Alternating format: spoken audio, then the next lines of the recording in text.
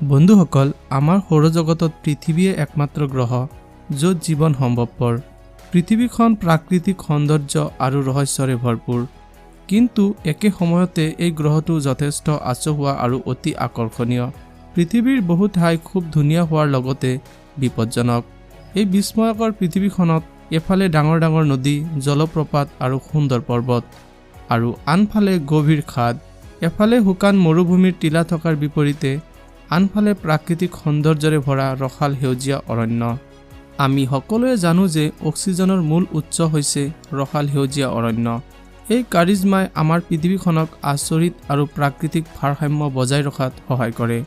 গতিকে আহকচোন আজি আমি আপোনাক লৈ যাম বিশ্বৰ সৰ্ববৃহৎ অৰণ্য আমাজন বৰ্ষাৰণ্যলৈ। প্ৰাকৃতিক সৌন্দৰ্য আৰু ৰহস্যৰে ভৰপূৰ হোৱাৰ উপৰিও এই অৰণ্যখনো অতি গুৰুত্বপূৰ্ণ। ইয়াক আমাজন বৰ্ষাৰণ্য বা পৃথিৱীৰ হাওঁফাওঁ বুলিও কোৱা হয়। বন্ধুসকল, জানেনে আজি আমি মুকলি বতাহত উশাহ ল'ব পৰা অক্সিজেনৰ 20% ইয়াৰ পৰাই আহে। ইয়াৰ উপৰিও বিশ্বৰ 20% বিশুদ্ধ খোৱাপানী আমাজন বৰ্ষাৰণ্যৰ পৰাই আহে। এই অৰণ্যৰ বিশালতা বুজিবলৈ হ'লে জানি থওক যে ই যদি এখন দেশ হ'লহেঁতেন তেন্তে ই পৃথিৱীৰ 7ম বৃহত্তম দেশ হ'লহেঁতেন। ইমানেই ডাঙৰ যে ইয়াৰ ভিতৰত থাইলেণ্ডৰ দৰে বহু দেশ সোমাব পাৰে। ইয়াৰ মুঠ আয়তন 67 লাখ বৰ্গ কিলোমিটাৰ আৰু ইয়াৰ পুৰণি প্ৰায় 4 কোটি বছৰ। ই দক্ষিণ আমেৰিকাত অৱস্থিত আৰু ইয়াক 9খন দেশে আগুৰি আছে। আমাজন বৰ্ষাৰণ্যৰ প্ৰায় 60% ব্ৰাজিলত, 13% পেৰুত আৰু বাকী আন দেশত বিয়পি আছে। বন্ধুসকল, আমাজন নদীক বিশ্বৰ দ্বিতীয় দীঘল নদী বুলি গণ্য কৰা হয়, যাৰ দৈৰ্ঘ্য 6400 কিলোমিটাৰ। কেতিয়াবা প্ৰচণ্ড বৰষুণৰ বাবে ইয়াক পৃথিৱীৰ আটাইতকৈ দীঘল নদী যেন লাগে। এই অৰণ্যৰ দুটা দিশ আছে।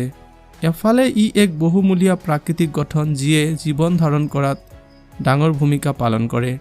আনহাতে এই অৰণ্যখনো অত্যন্ত বিপদজনক আৰু ৰহস্যময়। আপুনি জানি আচৰিত হ'ব যে এই অৰণ্যত অসংখ্য জীৱ-জন্তু আৰু পোক-পৰুৱা পোৱা যায়। পৃথিৱীৰ মুঠ প্ৰাণীৰ প্ৰায় 30% আমাজন বৰ্ষাৰণ্যত বাস কৰে। কেৱল এয়াই নহয়, ইয়াত 500ৰো অধিক জনজাতি বসবাস কৰে, যিসকলৰ বহিৰ্জগতৰ সৈতে আজিলৈকে সংস্পৰ্শ হোৱা নাই। এই অৰণ্যত 3 কোটিতকৈও অধিক গছ আছে। ইয়াৰে 16,000 গছ বিভিন্ন প্ৰজাতিৰ। এই গছবোৰ ইমানেই ঘন আৰু ওখ যে সূৰ্যৰ ৰশ্মি মাটিত উপনীত হ'ব নোৱাৰে। ইয়াৰ নদীত 3000ৰো অধিক প্ৰজাতিৰ মাছ পোৱা যায়।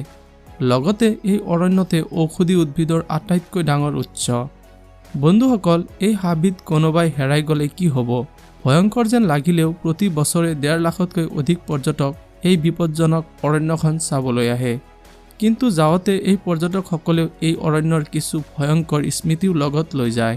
গতিকে বন্ধুসকল, আমাজন বৰ্ষাৰণ্য যিমানেই আচৰিত নহওক কিয়, সি সিমানেই ৰহস্যময় আৰু বিপদজনক।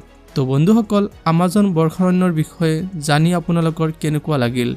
যদি ভিডিঅ'টো ভাল লাগিছে তেন্তে চেনেলটো লাইক, শ্বেয়াৰ আৰু ছাবস্ক্ৰাইব কৰিবলৈ নাপাহৰিব।